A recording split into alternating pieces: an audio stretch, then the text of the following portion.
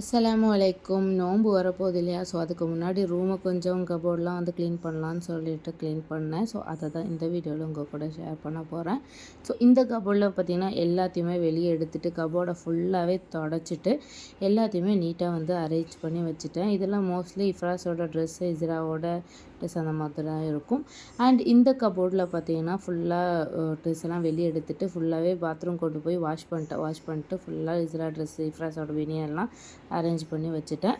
அதுக்கப்புறம் இந்த பேஸ்கெட்டும் பார்த்திங்கன்னா ஃபுல்லாக பவுடர் கொட்டி இருந்துச்சு. ஸோ இது எல்லாத்தையும் வந்து வெளியே எடுத்துகிட்டு எல்லாம் தொடச்சி நீட் பண்ணிவிட்டு எல்லாத்தையும் வந்து உள்ளே தூக்கி வச்சுட்டேன். மோஸ்ட்லி இந்த பேஸ்கெட்குள்ளே வந்து இஃப்ராஸோட இஸ்ராவோட திங்ஸ் எல்லாத்தையுமே வந்து இதில் தான் வச்சுப்பேன். அண்ட் இந்த கம்ப்யூட்டர் டேபிளை ஃபுல்லாக தொடச்சி க்ளீன் பண்ணிவிட்டேன். அதே மாதிரி சைடில் இருக்க டேபிளையும் ஃபுல்லாக தொடச்சி க்ளீன் பண்ணிவிட்டேன். அம்மா வந்து ஹாஸ்பிட்டல் போயிருந்தாங்க. ஸோ வரும்போது எனக்கு ஜூஸ் வாங்கிட்டு வந்திருந்தாங்க. ஸோ அதை கொஞ்சம் குடிச்சிட்டு அதுக்கப்புறம் மறுபடியும் வேலையை ஸ்டார்ட் பண்ணியாச்சு.